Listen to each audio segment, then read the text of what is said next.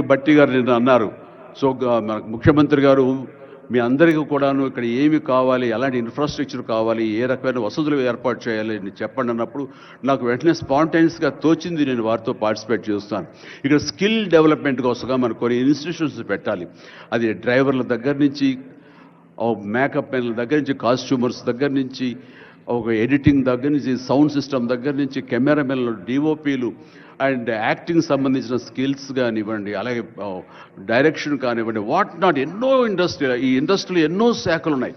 ఆ శాఖల్లో ఎంతోమంది ఎంతూజియాస్టిక్ కుర్రవాళ్ళు ఉన్నారు.